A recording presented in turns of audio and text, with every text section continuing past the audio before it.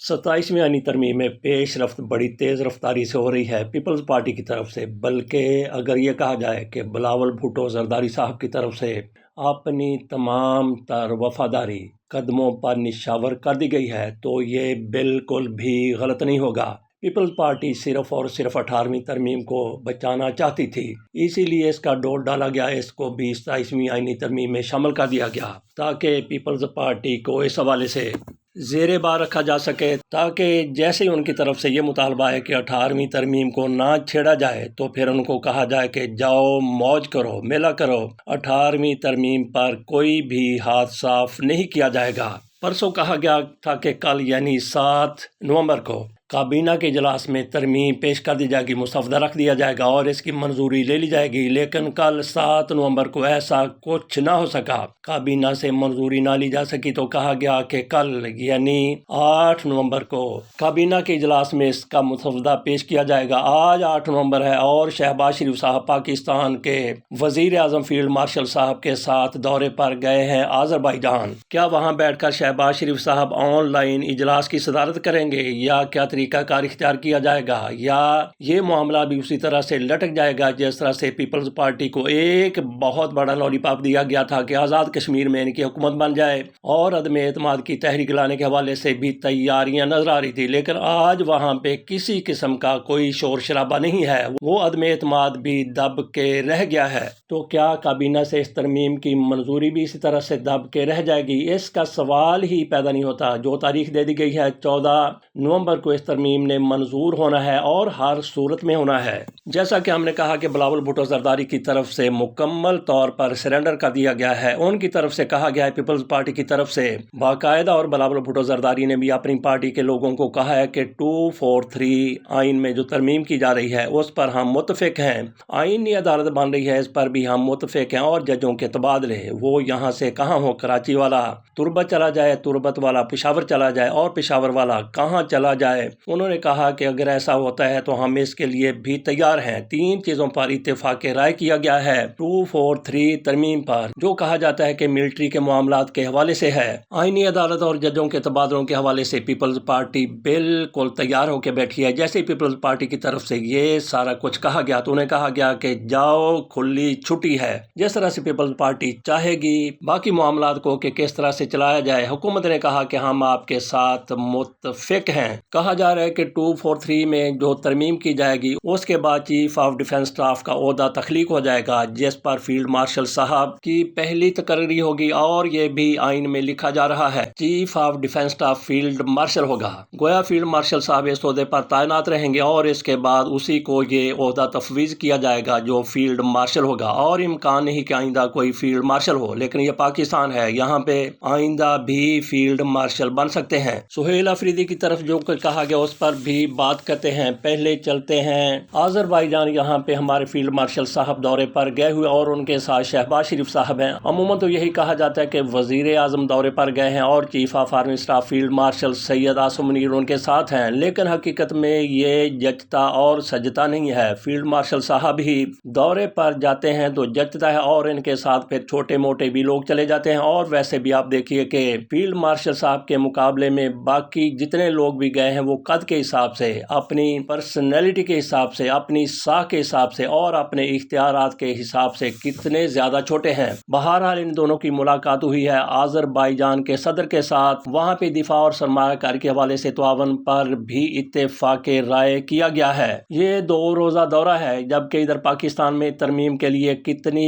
کوششیں ہو رہی ہیں، اور شہباز شریف صاحب ساری چیزیں چھوڑ کر وہاں پہ ڈے پریڈ میں شرکت کے لیے چلے گئے ہیں۔ کسی نے تو یہ بھی کہہ دیا کہ وہاں پہ مالش ہوتی ہے، اور وہاں پہ مالش کے دوران کیمرے نہیں ہوتے، اس لیے شہباز شریف صاحب وہاں پہ مالش کروانے کے لیے گئے ہیں اور مالشی اپنے ساتھ لے کے گئے ہیں، کیونکہ پاکستان میں بہت سی چیزیں لیک ہو جاتی ہیں، وہاں پہ ایسی چیزیں لیک نہیں ہوتی، یہ بھی کسی نے مزاح کے طور پر کہہ دیا ہے۔ بہرحال شہباز شریف صاحب وہاں پہ گئے ہیں اور فیلڈ مارشل صاحب کی قیادت میں پورا وفد یہاں سے گیا ہے۔ ہم نے اپنے ایک ویلاگ میں کہا تھا کہ عاصم منیر صاحب کی جتنی زیادہ خدمات ہیں اس پر ان کو فیلڈ مارشل بنایا جا سکتا ہے تو اگلے چند روز میں ان کو فیلڈ مارشل بنا دیا گیا تھا، اور بجا طور پر ہم یہ کریڈٹ لیتے ہیں۔ عموماً ہم نے ایسا کبھی کریڈٹ نہیں لیا کہ ہماری خبر پر یہ ہو گیا ہے، لیکن اس کا ہم ضرور کریڈٹ لیں گے کہ سب سے پہلے کئی دن نہیں بلکہ کئی ہفتے پہلے ہم نے کہہ دیا تھا کہ ان کو فیلڈ مارشل بنایا جا سکتا ہے، اور جیسے ہی ان کے کانوں تک یا ویلا کا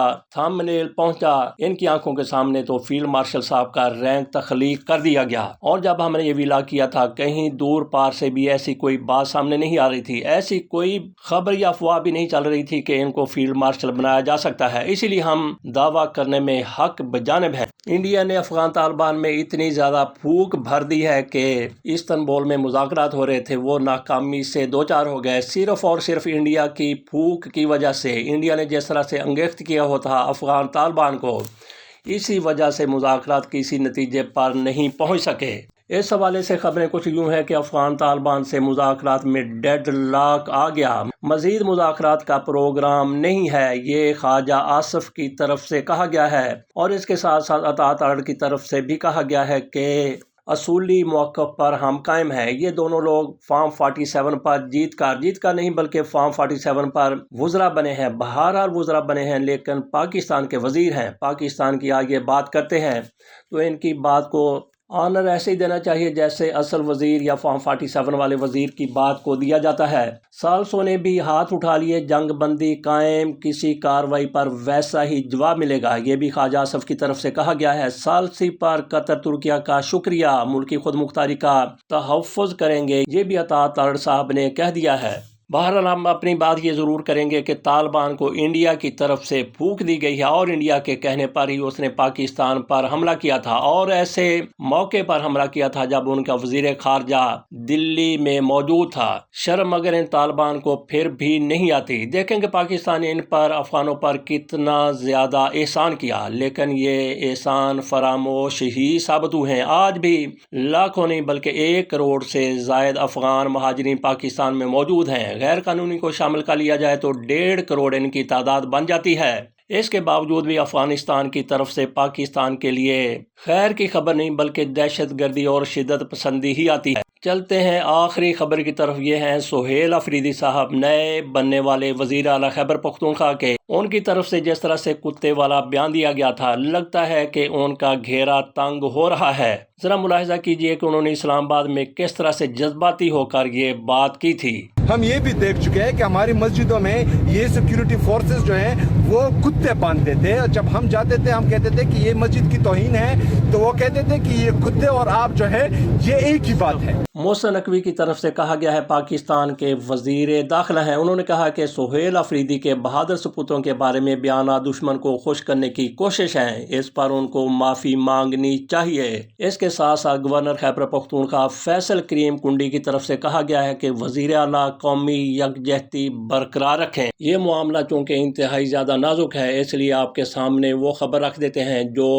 میڈیا میں نشر ہوئی اور شائع ہوئی ہے۔ وزیر داخلہ محسن نقوی نے وزیر اعلیٰ خیبر پختونخوا کے بیان کی مذمت کی ہے۔ بہادر سپوتوں کے بارے میں بے بنیاد اور حقائق کے منافی بیان ناقابل برداشت ہے۔ وطن کے لیے جان نشاور کرنے والوں سے متعلق ایسا بیان کوئی محب وطن نہیں دے سکتا۔ وزیر اعلیٰ خیبر پختونخوا نے حرز سرائی کر کے ازلی دشمن کو خوش کرنے کی کوشش کی ہے۔ سیکورٹی فورسز کی لازوال قربانیوں کی پوری دنیا اور قوم معترف ہے۔ خیبر پختونخوا میں سیکورٹی فورسز کے جوان سب سے زیادہ شہید ہوئے۔ وزیر اعلیٰ نے احسان فراموشی کی، حدیں پار کر دیں۔ وزیر اعلیٰ کو اشتعال انگیز بیان پر قوم سے معافی مانگنی چاہیے۔ اس خبر پر ہمارا تبصرہ کچھ یوں ہے، ہماری رائے کچھ یوں ہے کہ سہیل افریدی کی طرف سے جو کچھ کہا گیا ان کی طرف سے یہ کہا نہیں جانا چاہیے تھا۔ اول تو کوئی ذی شعور یہ ماننے کے لیے تیار نہیں ہو سکتا کہ پاکستان میں نہ صرف یہ کہ پاک فوج بلکہ کوئی بھی ادارہ ایسی بات کر دے گا۔